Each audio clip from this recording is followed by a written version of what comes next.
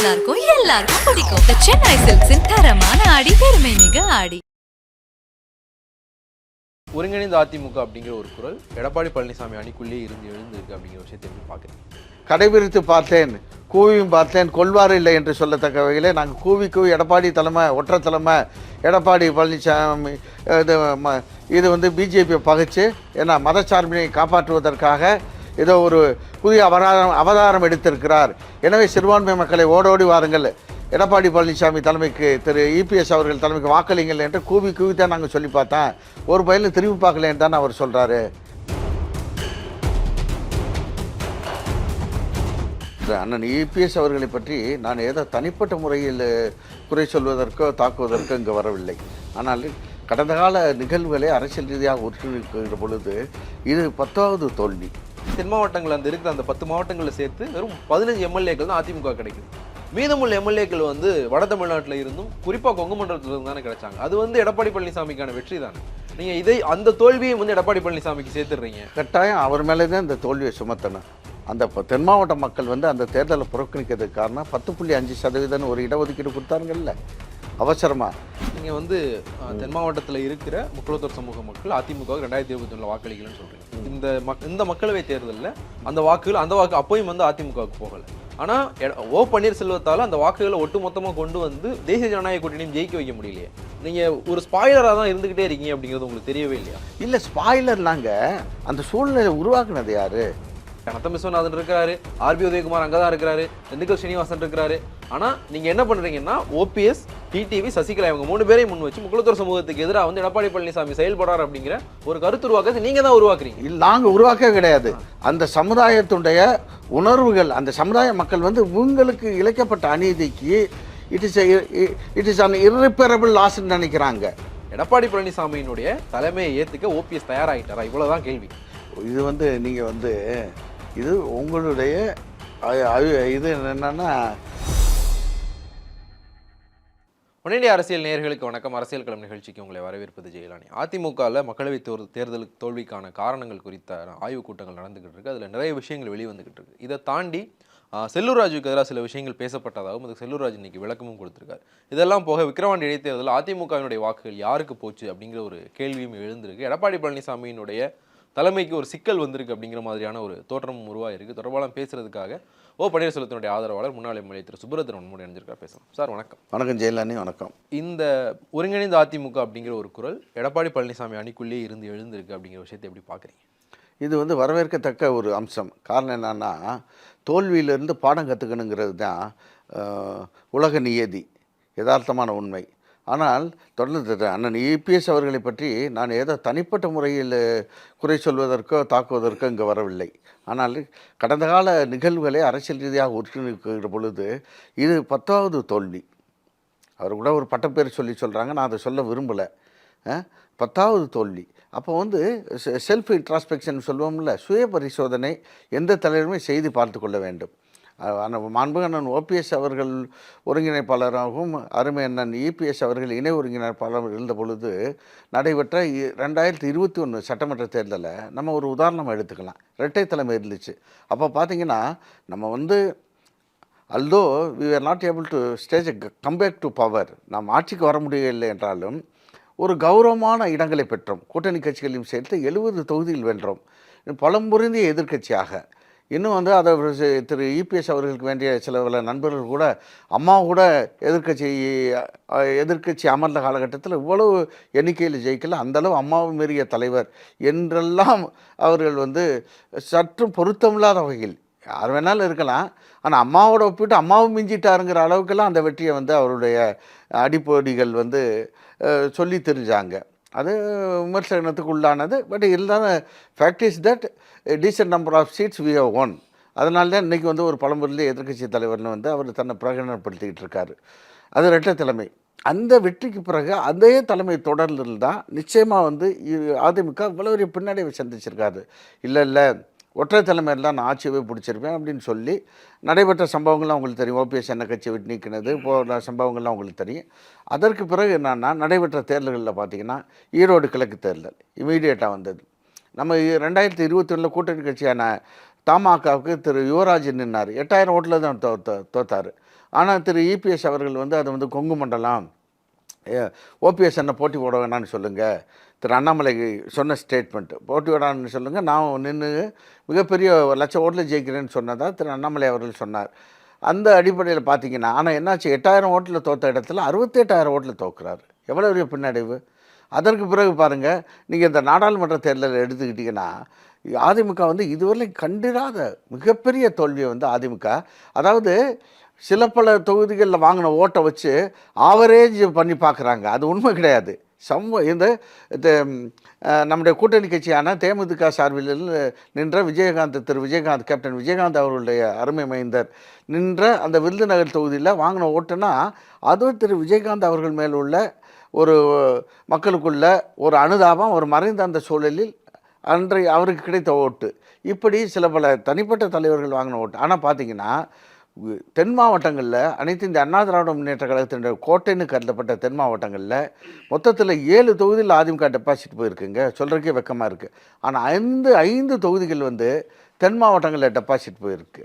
ஏன்னா தென் மாவட்டங்களில் அதிமுகவுடைய கோட்டை எம்ஜிஆர் இயக்கத்தை உருவாக்கின காலத்தில் இருந்து இப்போ பாருங்கள், இந்த விக்கிரவாண்டி இடைத்தேர்தலில் வந்து கட்டாயம் வந்து இவர் வந்து போட்டி போட்டிருக்கணும். ஏன்னா நாடாளுமன்ற தேர்தலில் ஒரு ஒப்பீடை பார்க்கணும். நாடாளுமன்ற தேர்தலில் இப்பொழுது நடைபெற்று முடிந்த நாடாளுமன்ற தேர்தல் இருக்கே, அதில் வந்து அந்த விக்கிரவாண்டி சட்டமன்ற தொகுதியில் கூட்டணி கட்சி சார்பில், திமுகவின் கூட்டணி கட்சி சார்பில் போட்டியிட்ட திரு ரவிக்குமார் அவர்கள் வாங்கின ஓட்டு 72,188. அதே நேரத்தில் அதிமுக சார்பில் போட்டியிட்ட வேட்பாளர் வாங்கின ஓட்டு அந்த சட்டமன்றத்தில் 65,365 ஓட்டு. கிட்டத்தட்ட பார்த்திங்கன்னா வெறும் 6,000 ஓட்டு தாங்க வித்தியாசம். நடந்து முடிந்த நாடாளுமன்ற தேர்தல் வாக்குகள் படி பார்த்திங்கன்னா. ஆனால் இந்த 6,000 ஓட்டுகளை நம்ம இந்த தேர்தலில் போட்டியிட்டு நிச்சயமாக சமப்படுத்திடலாம், நிச்சயமாக நம்ம ஜெயிக்கிற வாய்ப்பு இருக்குங்கிற ஒரு தன்னம்பிக்கை கூட திரு எடப்பாடி பழனிசாமி அவர்களுக்கு இல்லாத காரணமாக அந்த தேர்தலை வந்து புறக்கணித்ததாக சொல்லி இன்றைக்கு வந்து அதிமுகவுடைய புறக்கணிச்சா வந்து அதிமுகவுடைய வாக்கு சதவீதம் நம்ம சொல்கிறோம்ல 27 to 30%.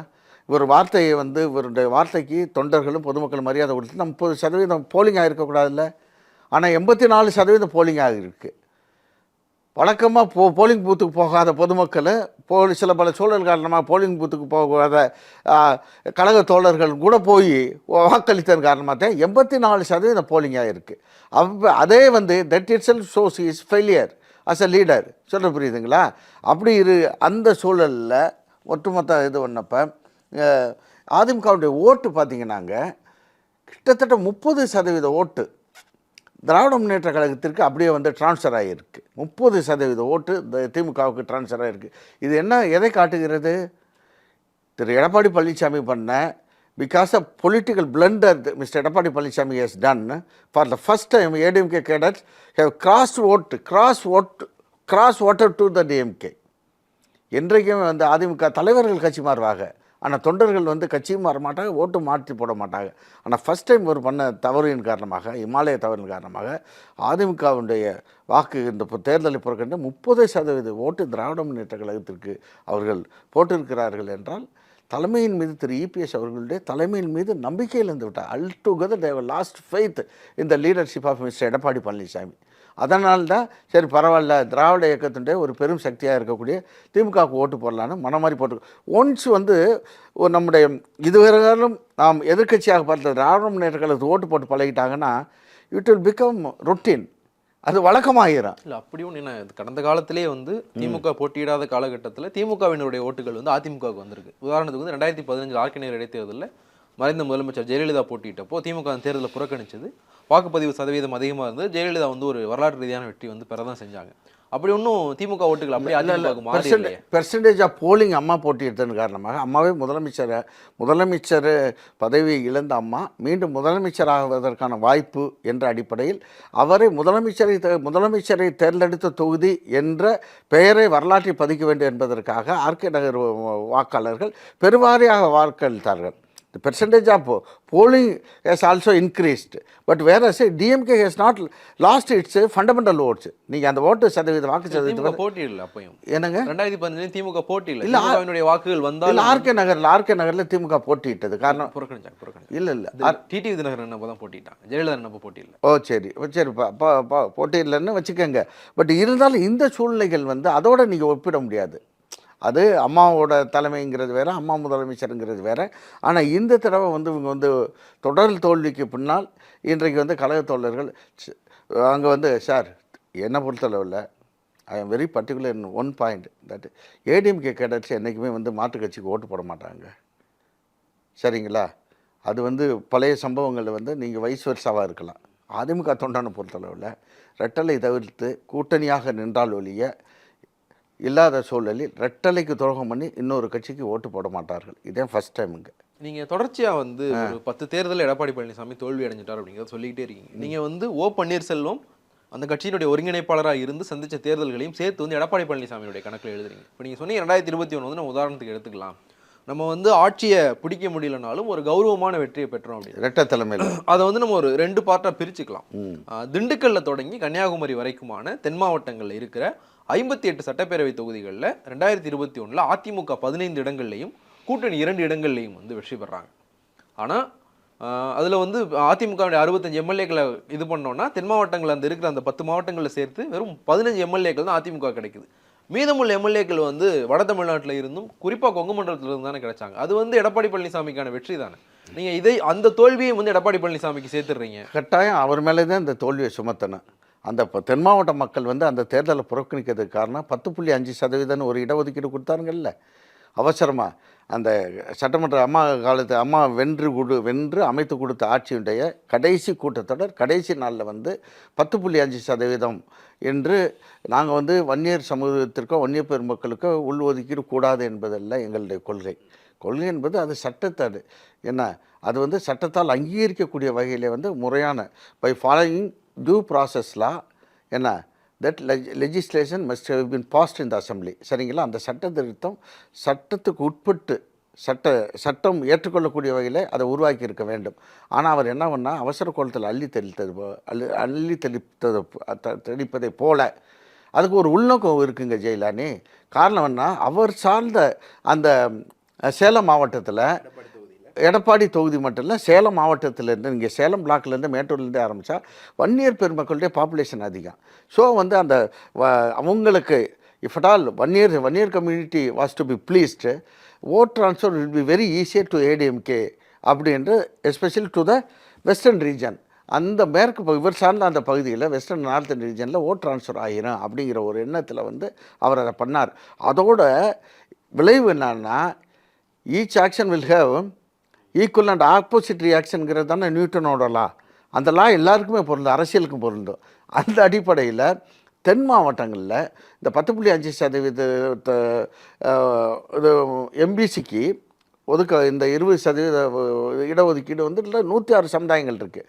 ஒரே ஒரு சமுதாயத்துக்கு சரிவாதிக்கு மேலே இவர் கொடுத்ததுனால அதனால் பாதிக்கப்படக்கூடிய 105 சமுதாயங்கள் திட்டமிட்டு திரு இபிஎஸ் அவர்களுடைய அரசாங்கத்தால் நாம் புறக்கணிக்கப்பட்டு விட்டோம், நாம் தேவையில்லை என்று அவர் எண்ணுகிறார் என்று எண்ணி குறிப்பாக அந்த சமுதாயத்தைச் சேர்ந்த முக்குளத்தோர் சமுதாயம் சொல்கிறோமே, எம்பிசியில் இருக்கக்கூடிய தென் மாவட்டங்களில் வைக்கக்கூடிய முக்குளத்தோர் சமுதாயம், மத்திய மாவட்டத்தில் வைக்கக்கூடிய முத்தரையர், இன்னும் இருக்கக்கூடிய பிற சமுதாயங்களை ஒன்று கூடி இவருக்கு சரியான பாடம் புகட்ட வேண்டும்.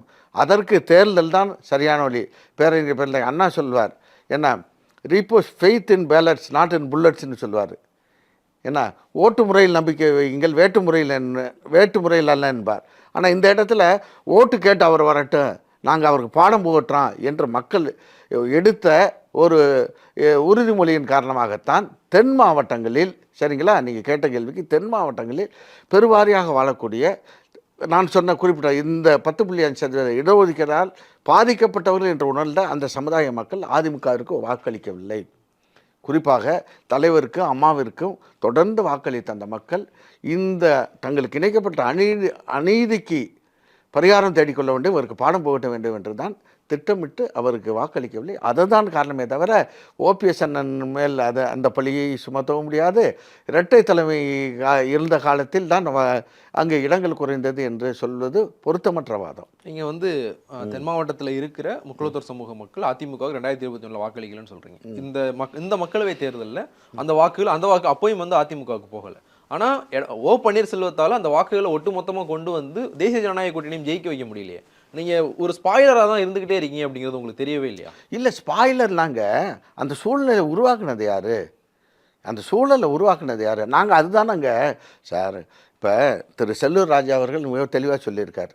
நேற்று வந்து பல பேரில் ஊருக்கு என்ன ஊருக்கு இழைச்சவன் பிள்ளையாராண்டின்னு சொல்கிற மாதிரி அவர் தெளிவாக சொல்கிறாரு. எங்களை விட மோசமான தோல்வியெல்லாம் எங்கள் அதிமுக சந்திச்சுக்கு இந்த நாடாளுமன்ற தேர்தலில் எங்கள் மேலே பழிய போடுறாரு. அது எப்படி ஆகுமா அழியுமா? இது நான் ராஜுவுக்கும் எடப்பாடி பழனிசாமி நீங்கள் சிந்து முடிஞ்சு விடுற மாதிரி இருக்கு. இல்லை, சிந்து முடி அவர் சொன்ன பேட்டியாக இருக்கேன். உங்களுக்கு பேட்டியாரு இது போட்டு விடுங்களேன். ரீப்ளே எடப்பாடி பழனிசாமி பற்றி நல்ல விதமாக தானே சொன்னார். இல்லை, அவர் என்ன சொல்கிற சார் அவர் தெளிவாக சொல்கிறாரு. நான் வந்து பெருந்தலைவர் காமராஜரோட கிடையாது, பேருங்க அண்ணாவோ கிடையாது, என்ன எம்ஜிஆரோ கிடையாது, அம்மாவோ கிடையாது. நாங்களும் கூவி தான் ஓட்டு கேட்டு பார்த்தேன். ஆனால் ஒருவேளை என்ன கடைபிடித்து பார்த்தேன், கூவியும் பார்த்தேன், கொள்வார் இல்லை என்று சொல்லத்தக்க வகையில் நாங்கள் கூவி எடப்பாடி தலைமை ஒற்றை தலைமை எடப்பாடி பழனிசாமி இது வந்து பிஜேபியை பகைச்சு ஏன்னா மதச்சார்பினை காப்பாற்றுவதற்காக ஏதோ ஒரு புதிய அவதாரம் எடுத்திருக்கிறார்.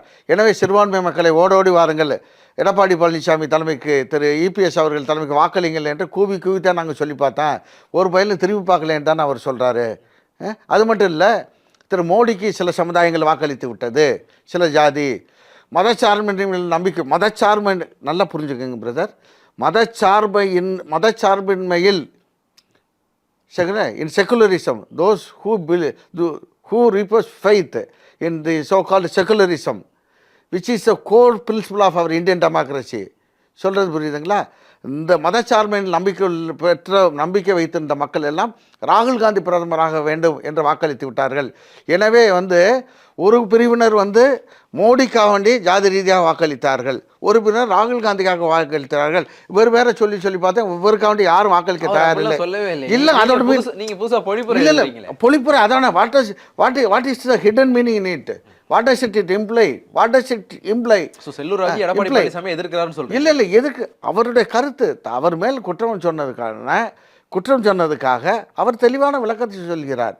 ஜாதி ரீதியாக சார் அரசியலில் வந்து திராவிட இயக்கம் பேருங்க அண்ணா வந்து கொட்டுமலை ராபின்சன் பூங்காவில் 1949 வந்து செப்டம்பர் 17 திராவிட முன்னேற்ற கழகத்தை தூக்கணும் பொழுது அவர் தெளிவாக சொன்னார், சாதி சமய மத பேதமற்ற சமத்துவ சமுதாயத்தை உருவாக்குவோம், என்ன மொழி காப்போம், சமூக நீதி காப்போம், சொன்ன வட இந்திய ஆதிக்கத்திலிருந்து விடுதலை, பொருளாதார சமநிலைன்னு சொல்லி இப்படி கோர் பிரின்சிபிளை சொல்கிறப்ப முதல் அவர் சொன்னது திராவிட இயக்கத்தினுடைய நோக்கம் என்பது திமுகவுடைய நான் உருவாகியிருக்கக்கூடிய திமுகவுடைய நோக்கம் என்பது அரசியல் இயக்கமாக உருவாக்கக்கூடிய திராவிட முன்னேற்ற நோக்கம் என்பது சாதி மத சமய பேதமற்ற சமத்துவ சமுதாயத்தை உருவாக்கும் தான் நோக்கம் என்று சொன்னார்.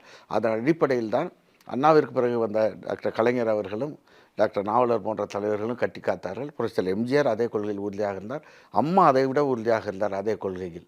ஆனால் இன்றைக்கு வந்து துரதிர்ஷ்டவசமாக அனைத்து இந்திய அண்ணா திராவிட முன்னேற்ற கழகத்தில் ஜாதி ஜாதி ஜாதி என்கிற வார்த்தை சர்வசாதாரணமாக புழங்குகிறது. இது கட்சிக்கு நல்லதே இல்லை. யார் காரணம் நினைக்கிறீங்க? இதுக்கு வந்து இந்த இரட்டை தலைமை உடஞ்சிச்சுங்கல்ல, பிரிஞ்சிச்சு இல்லைங்க, அப்போவே இந்த பிரச்சனை உருவாகிடுச்சு.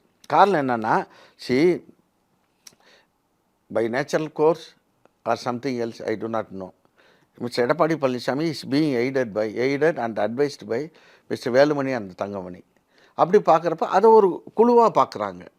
சொல்ல புரியுதுங்களா? அப்போ வந்து அவர் இந்த பார்த்தீங்களா 10.5% இதை ஒதுக்கீடு போக்குவரத்து கொங்கு மண்டலத்தில் எனக்கு செல்வாக்கு இன்னும் சொல்லப்போனால் ஈரோடு கிழக்கில் அந்த வேட்பாளர் அவர் போட்ட வேட்பாளருக்கு ஆதரவாக கடிதமே ஒன்று எழுதிருந்தாரு.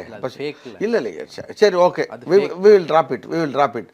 ஆனால் வந்து சார் தமிழ்நாடு அரசியலில் வந்து சிறுபான்மை தலைவர்களே தலைமை தாங்கி வந்துருச்சு திராவிட இயக்க அரசியல். ஆமாம், கேஷ் இப்போ வந்து பை டிஃபால்ட் சரிங்களா அந்த அரசியல் சூழ்நிலை உருவாகி இருக்கக்கூடாது. ஏன்னா ஓபிஎஸ் என்னன்னா நேச்சுரல் கோர்ஸ். அம்மாவும் 3 தடவை ஓபிஎஸ் அதானே பண்றாரு. இல்லை சார், இல்ல ராமநாதர் மக்களவை தொகுதியில் போட்டிடுறேன்னு சொல்லி இல்ல நான் அந்த ஆப்பநாடு மரவர் சங்கத்துல தான் முதல்ல போய் அவர் பேசுறாரு.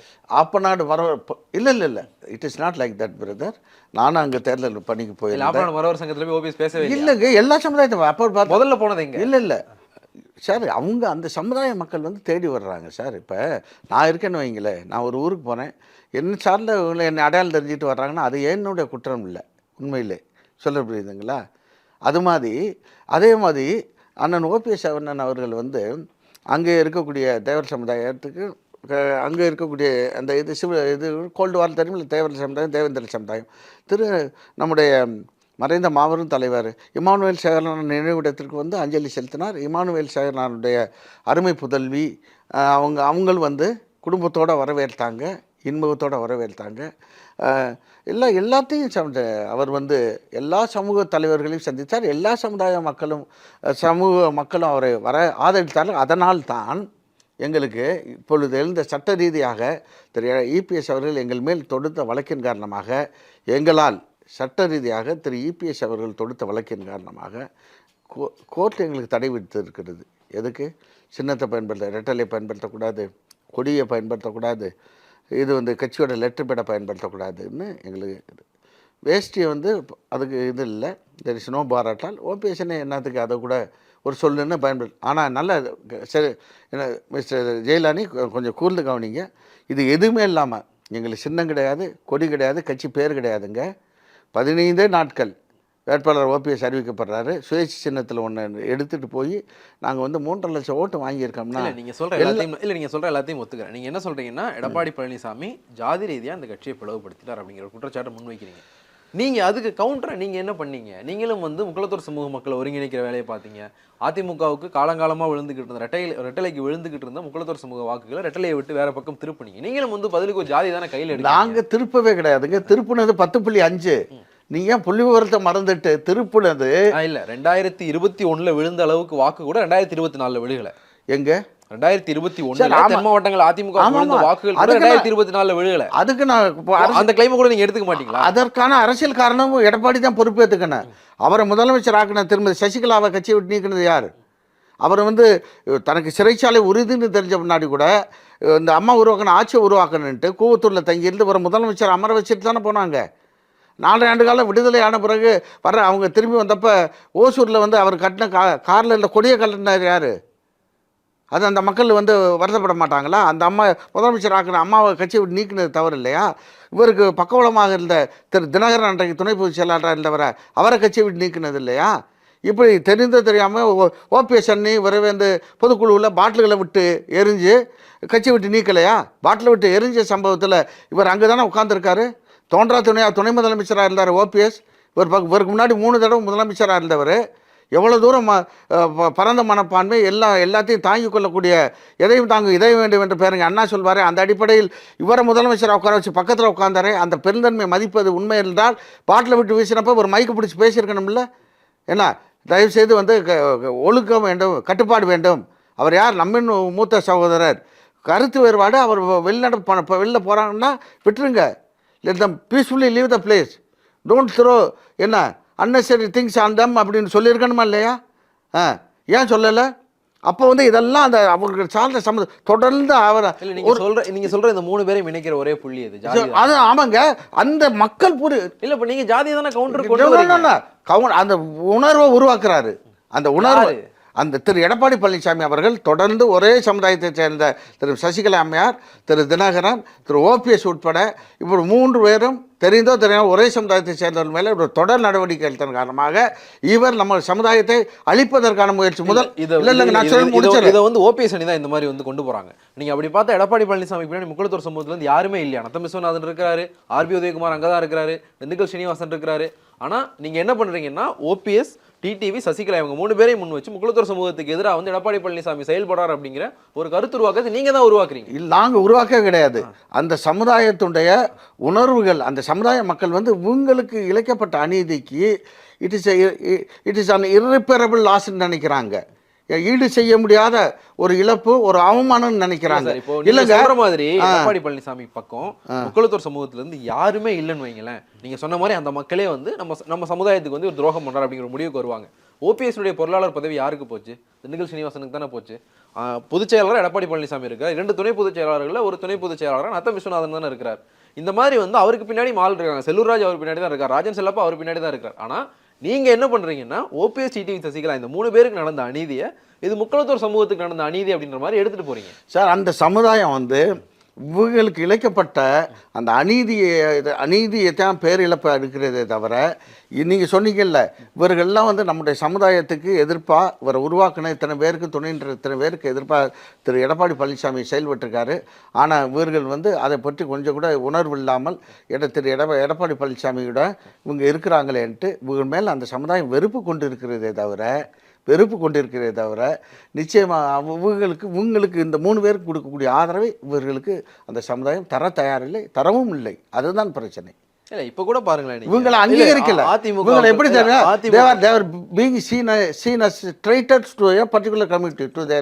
நீங்க வந்து அதிமுகவுக்குள்ள கல்லெறியும் போது கூட செல்லூர் ராஜுவை தான் பயன்படுத்துறீங்க. செல்லூர் ராஜு பேசுறதுக்கு தான் எடப்பாடி பழனிசாமி எதிர்த்துட்டார் அப்படின்னு சொல்லிட்டு திருப்பி வந்து அந்த சமூகத்துல இருந்து எடுத்துட்டு வரீங்க. நீங்க தானே ஜாதி ரீதியா எடுத்துட்டு போறீங்க. நாங்க எடுக்கலங்க. செல்லூர் ராஜுக்கு இவருக்கு நடந்த சண்டை எங்களுக்கு தெரியுமா? செல்லூர் ராஜா எத்தனையோ பேர் இருக்காங்க. இப்போ வந்து 3-4 ரவுண்ட்ஸ் அந்த இது நடந்துருச்சு நினைக்கிறேன், ஆய்வு கூட்டம். எவ்வளோ இதை விட அவர் சொல்கிறாரு, இதை விட நாங்கள் கூட பரவாயில்ல 2வது இடத்துக்கு வந்திருக்கோம். 2 தொகுதியில் பாருங்கள், ஏடிஎம்கே எத்தனை கட்சி டெபாசிட் இலக்கு செஞ்ச கட்சி, 2 தொகுதியில் நான் 2வது இடத்துக்கு வந்துட்டேன். அவர் சொல்கிறாரு, இன்னும் வந்து இதை விட மோசமாக போன மாவட்டங்கள்லாம் இருக்குது. அதெல்லாம் கேட்காம என்ன மட்டும் இவர் கேட்குறாரு, என்ன அர்த்தங்கிறது அவரோட ஓப்பனிங் ரிமார்க்ஸு. சொல்கிற புரியுதா? எனவே வந்து அங்கே என்ன நினச்சி what transpired between them outsiders we do not know. Since it has come out in the open, அதற்கு வந்து Sellur Raju has put up his rebuttal. So naturally நான் வந்து ஒரு விமர்சகராக அந்த கருத்துக்களை வைக்கிறேன். இதில் வந்து நான் உருவாக்குனது இல்லையே, ஐ ஆம் நாட் அ பெர்பெட்ரேட்டர். நான் வந்து இதை உருவாக்கலையே. அதே மாதிரி வந்து ஒரு ஒருங்கிணைந்த அதிமுக வேணும் அப்படிங்கிற குரல் எடப்பாடி பழனிசாமி அணிக்குள்ளே எழுந்திருக்கிறதாகவும் செய்திகள் வந்திருக்கு. நம்ம அதில் இருந்து ஆரம்பித்தோம். ஒரு 6 முன்னாள் அமைச்சர்கள் எடப்பாடி பழனிசாமி சந்தித்து பேசினாங்க அப்படிங்கிற விஷயம் சொல்லப்பட்டது. இதை எடப்பாடி பழனிசாமி மறுக்கல, அந்த 6 முன்னாள் அமைச்சர்களும் இது வரைக்கும் வெளிப்படையாக மறுக்கல. ஆனால் அவங்களும் வந்து எடப்பாடி பழனிசாமியை தவிர்த்துட்டு இந்த இணைப்பு முயற்சியை முன்னெடுக்கிற நிலைமையில் அவங்களும் இல்லை. ஒருவேளை இதெல்லாம் வந்து சரியான முறையில் நகர்ந்தா எடப்பாடி பழனிசாமியினுடைய தலைமையை ஏற்றுக்கிட்டு நீங்கள் எல்லாம் வந்து அதிமுகவுக்குள்ளே போகிறதுக்கான வாய்ப்பு இருக்கா சார்? அதுக்கு வந்து ஓபிஎஸ் என்ன தெளிவாகவே சொல்லியிருக்காரு ஓப்பனிங் ரிமார்க்ஸே, நான் எந்த தியாகத்துக்கும் தயார் இல்லை. எடப்பாடி பழனிசாமியோடைய தலைமையை ஏற்றுக்குவீங்களா? எந்த தியாகத்துக்கும் தயாருங்கிறப்ப 2க்கு வித்தியாசம் இருக்குது சார். இல்லை எந்த தியாகத்துக்கு தயார், எந்த தியாகத்துக்கும் தயார்னு சொல்லிட்டு அடுத்து அவரே தான் சொல்கிறாரு, ஒரு தொண்டன் அதிமுகவுக்கு தலைமையாக இருக்கணும் அப்படிங்கிற வார்த்தையும் அவர் தான் சொல்கிறாரு. இல்லைங்க, எந்த தியாகத்துக்கும் தயாருங்கிற வார்த்தை பொருள் பொருள் இந்த வார்த்தை. எல்லாரும் வந்து what majority decides I will toe that லைன்ங்கிறது தான் அதோட அர்த்தம். மெஜாரிட்டியாக என்ன சொல்கிறாங்களோ அந்த ஒற்றுமைக்கு 2022 மெஜாரிட்டி எடப்பாடி பழனிசாமி பொதுச் செயலராக இருக்குன்னு தான் சொன்னாங்க. அப்பயே ஒத்துக்கிட்டு இருக்கலாம் இல்லை, இவ்வளவு நாள் இது பண்ணி இல்லை ஒரு தேர்தலை காவு கொடுத்து. அது இல்லைங்க, அன்றைக்கு இருந்தது அப்ரப்ட். அன்றைக்கி நீங்கள் தெளிவான இது நீங்கள் அந்த பத்திரிகையாளர் நீங்கள் அந்த கட்சியோட அமைப்பு தேர்தல் முறைப்படி நடந்துச்சு. 2 பேரும் ஒற்றை வாக்கில் தேர்ந்தெடுத்தாங்க. அன்னைக்கே தெரியும். இதே கேள்வி எப்படி கேட்கலாம்ல, இபிஎஸ் அன்னைக்கே ஒத்துக்காமல் நோ ஆட்சி போச்சு, ஆட்சியில் இருந்தால் நான் தான் முதலமைச்சர், கட்சியில் தான் நான் தான் தலைவராக இருப்பேன்ட்டு இப்போ எப்படி பிடிவாதம் பிடிக்கிறாரு. அன்றைக்கி இந்த பிரிவினைக்கு இதுதான் காரணம் மாமஞ்சிச்சு. அன்றைக்கி நான் வந்து அந்த ஒருங்கிணைப்பாளர் தேர்தலுக்கு நான் ஒத்துக்க மாட்டேன், யார் தலைவருங்கிறத முடிவு பண்ணேன்னு அப்புறம் அந்த தேர்தல் நடத்துங்கன்னு சொல்லியிருந்தால் அன்றைக்கே இந்த பிரச்சனை ஒரு முடிவுக்கு வந்திருக்கு. சிண்டிட் அன்றைக்கி முடிவுக்கு. ஆனால் அன்றைக்கி வந்து ஒற்றை வாக்கில் அவர் அண்ணன் ஓபிஎஸ் ஒருங்கிணைப்பாளர்னா அண்ணன் இபிஎஸ் இணை ஒருங்கிணைப்பாளர் இருக்கிறதுக்கு தேர்தல் முறையாக நடந்து 2 பேருக்கு வந்து வெற்றி சான்றிதழ்லாம் வழங்கப்பட்டது. சரிங்களா? வழங்கி எல்லாம் வந்து அது பொதுக்குழுக்கு போகிறதுக்கு முன்னாடி கத்தியை பின்னாடி மறைச்சிருந்து உருவி அடிக்கிற மாதிரி அவர் செய்த அந்த செயல் தான் வந்து யாரும் ஒரு மனிதன். After all OPS is also an ordinary human being. சொல்கிற புரியுது? அவர் ஒரு எல்லா மனிதருக்குள்ள இயற்கையான உணர்வுகள் உண்டு. அதை தான் நடந்தவையாக இருக்கட்டும், நடப்பவை நல்லவையாக இருக்கட்டும், கட்சி வந்து அதெல்லாம் பாதாளத்துக்கு போயிருக்கு. மீண்டும் வந்து அதை இழந்த பெருமை எடுக்கணும்னா ஒன்று சேர்ந்தது தான் ஒரே வழின்னு அவரும் சொல்கிறாரு. 6 தலைவர்கள் சொல்லியிருக்காங்க. ஸ்டேல்மேட் கண்டினியூஸ்ன்னு அதை எழுதியிருக்கேன். இன்னும் பிரச்சனை தொடர்கிறது அப்படின்னு தான் எழுதியிருக்காங்களே தவிர it has not come to it's logical end. அது எனவே பேச்சுவார்த்தை இந்த கூட்டம் அது சார் புகஞ்சிருச்சு சார். அது நிச்சயமாக வந்து ஒரு நிலையை எட்டித்தான் தீரும். அது காலத்தின் கட்டாயம். இல்ல உங்களுடைய நிலைப்பாடு என்ன அப்படிங்கறத இப்ப எனக்கு தேவை. கன்க்ளூஷனா என்ன சொல்றீங்கன்னா, கன்க்ளூஷனா எனக்கு சொல்லுங்க. எந்த தியாகத்துக்கும் தயார் அப்படிங்கிறது எடப்பாடி பழனிசாமியினுடைய தலைமையை ஓபிஎஸ் ஏத்துக்கிறதுல இருக்குமா? ஏன்னா எந்த தியாகத்துக்கும் தயார்னு சொல்லிட்டு தான் அவர் அடுத்து என்ன சொல்றாருன்னா, என்னைய கட்சியில சேர்க்கறதுக்கு நீங்க யாரு அப்படிங்கிற கேள்வியும் எடப்பாடி பழனிசாமி நோக்கி எழுப்புறாரு. எந்த தியாகத்துக்கும் தயார்னு சொன்னவர் நிறுத்தி இருந்தாருன்னா நான் இந்த கேள்வியை கேட்க மாட்டேன். என்னை கட்சியில சேர்க்க நீங்க யாருன்னு சொல்லி ஒரு கேள்வி எழுப்புறாருன்னா, உங்களுடைய நோக்கம் அப்படிங்கிறது இபிஎஸ்ஐயும் சேர்த்த ஒருங்கிணைந்த அதிமுகவா இல்ல இபிஎஸ் தலைமை இல்லாத ஒருங்கிணைந்த அதிமுகவா? எல்லாரும் ஒன்று சேரணுங்கிறப்ப எல்லாரும் ஒன்று சேர்றதுல எனக்கு எந்த டவுட்டும் இல்லை. இபிஎஸ் தலைமையில இருக்கிற அதிமுகவா இல்ல இபிஎஸ் தலைமையை நீங்க ஏத்துக்காத ஒரு அதிமுக நோக்கி நகர்றீங்களா? It should be seen as an inclusive statement. எல்லாரும் சேர்ந்ததுன்னா யாருமே எல்லாரும் சேர்ந்தது யாரு தலைமை? யாரு தலைமைங்கிறது இப்போ காம்ப்ரமைஸ் இது பண்ணிக்கிட்டு இருக்காங்கல்ல, இதற்கான சமரச முயற்சியில் ஈடுபடுறாங்கல்ல, அதில் ஃபார்முலா வில் எவால்வ். ஒரு சமரச திட்டம் உருவாகும். அந்த திட்டத்தின்படி அனைவராலும் ஏற்றுக்கொள்ளக்கூடியவர் தலைவராக இருப்பார். நீங்கள் இன்னொரு கேள்வி கேட்டீங்க, என்ன எடப்பாடி சேர்த்துக்கிறதுக்கு யாருன்ட்டு.